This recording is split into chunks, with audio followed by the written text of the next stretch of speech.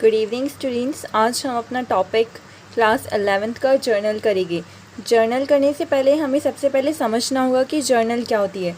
Journal basically एक original book होती है। ओरिजिनल बुक से मतलब है जिसमें अपन सबसे पहले एंट्री करते हैं। आपने अकाउंटिंग इक्वेशन देखी होगी। अकाउंटिंग इक्वेशन में सबसे पहले होता है ट्रांजैक्शन के बाद में जर्नल आती है। बेसिकली जो जर्नल होती है वो स्मॉल बिजनेस के लिए यूज़ होती है और सब्सिडरी बुक हम लार्ज बिजनेस के लिए यूज़ करते हैं। ठीक है। अब जर्नल की एंट्री करने के लिए तीन बेसिक रूल्स होते हैं और वो तीन रूल्स क्या होते हैं? 3 मेन अकाउंट होते हैं। जर्नल डबल एंट्री सिस्टम पर वर्क करती है। ठीक है। 3 मेन अकाउंट होते हैं। पहला होता है पर्सनल अकाउंट, दूसरा होता है रियल अकाउंट और थर्ड वन होता है नॉमिनल। पर्सनल अकाउंट जैसा इसका नेम है ये पर्सन्स के लिए यूज़ होता है। रियल अकाउंट कोई एसेट्स के लिए, एसेट्स वो होती है जो लॉन्ग टर्म बेनिफिट देती है अपने बिजनेस को। और नॉमिनल अकाउंट ये एक्सपेंसेस और इनकम का होती है। अब इसमें भी डेबिट और क्रेडिट होता है। डेबिट मतलब debit the receiver, credit the giver. और रियल अकाउंट में डेबिट होता है डेबिट व्हाट कम्स इन और credit what goes out. Nominal expenses debit all expenses और credit all incomes. Okay, I hope आप सभी को इतना समझ में आया होगा। अब हम बेसिक टर्म्स पे चलते हैं, जो टर्म्स हमें उस नेम से यूज़ करनी होती है। ये कुछ टर्म्स होती है। अगर क्वेश्चन में आपको ट्रांजैक्शन में कंप्यूटर, परचेज अ कंप्यूटर या सोल्ड अ कंप्यूटर दिया हुआ होता है तो अपन को कंप्यूटर की जगह ऑफिस इक्विपमेंट वर्ड यूज़ करना होता है। ठीक है। सिमिलरली इलेक्ट्रिक फैंस या कोई भी इलेक्ट्रिसिटी से रिलेटेड जो भी होता है उसके लिए हम फिक्चर्स वर्ड्स का यूज़ करते हैं। ठीक है। और पोस्ट कार्ड से related postage, pen pencil stationery, animal livestock और हाउस होल्ड डोमेस्टिक पर्सनल या लाइफ इंश्योरेंस या इंश्योरेंस टैक्स, ये सारे प्रोप्राइटर से रिलेटेड होते हैं। और सेपरेट एंटिटी कॉन्सेप्ट बोलता है कि प्रोप्राइटर और बिजनेस हमेशा अलग। जर्नल स्टार्ट करने से पहले ये जर्नल के कुछ इजी ट्रांजैक्शन आप समझ लीजिए जो इसके इंपॉर्टेंट है, वो मैं आपको 5 सेकेंड में बता दूंगी। तो हम स्टार्ट करते हैं। पहला है Manohar Lal and son started business with cash 60,000। Manohar Lal proprietor है बिजनेस का, उसने बिजनेस में कैश लगाया। तो ये जर्नल का फॉर्मेट होता है। यहाँ पे डेट, पार्टिकुलर, LF मतलब लेज़र फॉलियो, यहाँ पे लेज़र का पेज नंबर आता है, डेबिट और क्रेडिट। ठीक है। तो फर्स्ट ट्रांजैक्शन यहाँ पे डेट है March 1st। Manohar Lal started business, हमारे बिजनेस में क्या है? कैश। डेबिट व्हाट कम्स इन वाला रूल्स लग रहा है, तो यहाँ पे कैश अकाउंट डेबिट। 2 किसने लगाया है? हम प्रोप्राइटर का नाम नहीं लिखते, प्रोप्राइटर की जगह हम कैपिटल लिखते हैं। ठीक है। कैपिटल अकाउंट, अमाउंट 60,000 दोनों तो डेबिट और क्रेडिट साइड में हमेशा इक्वल होना चाहिए। ठीक है।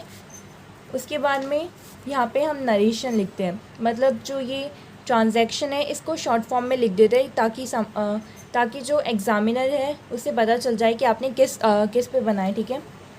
तो यहाँ पे लिखेंगे बीन कैश इंट्रोड्यूस। ठीक है।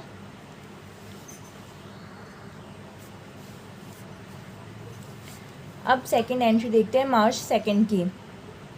March 2nd में क्या बोला है? Purchase furniture for cash 10,000। हमने फर्नीचर परचेज़ किया है 10,000 का। यहाँ पे फर्नीचर है, फर्नीचर बेसिकली हमारी एसेट्स में मानी जाती है। तो हम यहाँ पे फर्नीचर का नाम लिखेंगे, फर्नीचर अकाउंट डेबिट। 2 कैश। यहाँ पे कौन सा रूल लगा, debit what comes in, credit what goes out. ठीक है, अमाउंट 10,000, 10,000 यहाँ पे आएगा बीन परचेस्ड। इसकी थर्ड एंट्री देखते हैं, मार्च 4 की। मार्च 4 क्या कहता है, परचेज गुड्स फॉर कैश 25,000। हमने 25,000 का गुड्स परचेज़ किया। अब गुड्स है, गुड्स हमारी एसेट्स नहीं होती, तो हम गुड्स वर्ड का यूज़ ना करके हम यहाँ पे डायरेक्ट परचेज़ लिखते हैं। यहाँ पे हमने फर्नीचर इसलिए लिखा था क्योंकि फर्नीचर एक एसेट्स होती है, पर यहाँ पे गुड्स है, गुड्स एसेट्स नहीं होती अपनी, ये लॉन्ग टर्म बेनिफिट प्रोवाइड नहीं करवाती। ठीक है, इस वजह से हम इसको गुड्स ना लिख के परचेज़ लिखेंगे।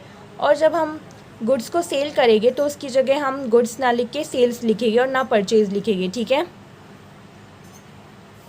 Purchase account debit to cash account.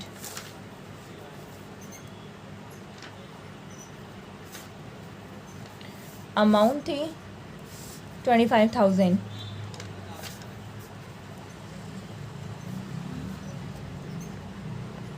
इसका नरेशन होगा बीन गुड्स परचेज।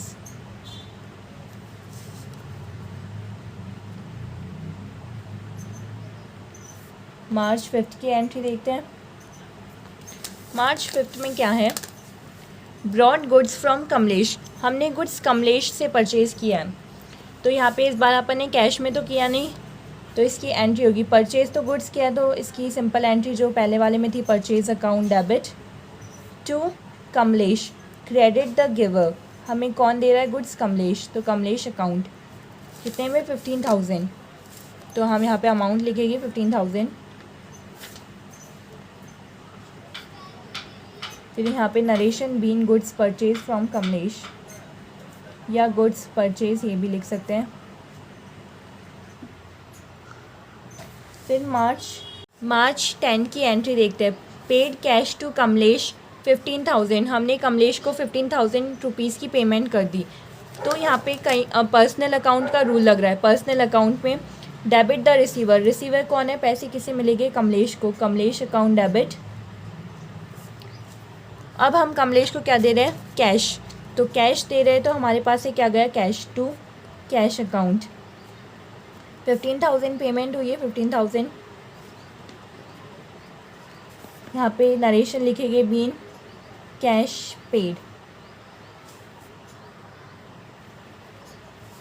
ठीक है, फिर हम मार्च 16 की एंट्री देखेंगे, परचेज गुड्स फ्रॉम सोहन। हमने गुड्स परचेज़ किए सोहन से 6,000, तो सोहन से गुड्स परचेज़ किया है। मार्च 10 की एंट्री देखेंगे, सेम है, हमने गुड्स परचेज़ किया है, तो परचेज़ अकाउंट डेबिट। एकदम मार्च 5 वाली एंट्री हो जाएगी रिपीटेड, बस नेम चेंज हो जाएगा, purchase account debit to Sohan 6,000। यहाँ पे नरेशन आएगा बीन गुड्स परचेज़। ठीक है, अब हम मार्च 18 की एंट्री देखेंगे, purchase goods from Sohan for cash 8,000। अब पहली वाली एंट्री भी सेम है और दूसरी वाली एंट्री भी सेम है, बस फ़र्क इतना है कि यहाँ पे कैश है और यहाँ पे कैश नहीं है। तो इसकी एंट्री हम क्या करते हैं, आया तो हमारे पास गुड्स है इसलिए हम परचेज़ करेंगे, आया हमारे पास गुड्स है इसलिए हम परचेज़ अकाउंट डेबिट करेंगे।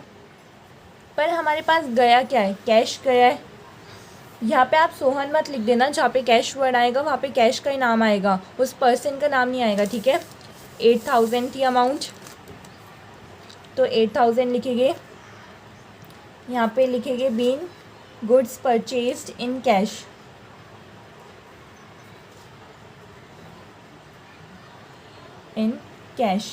ठीक है, फिर मार्च 20 की एंट्री देखेंगे हम, paid rent of office.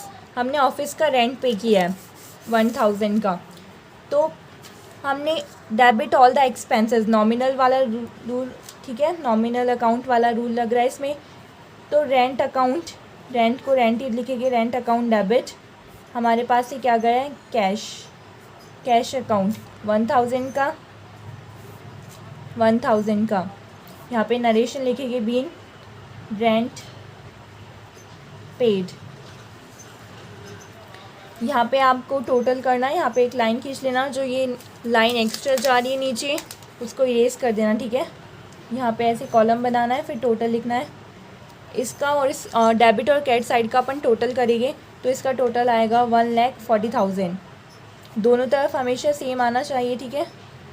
Thank you.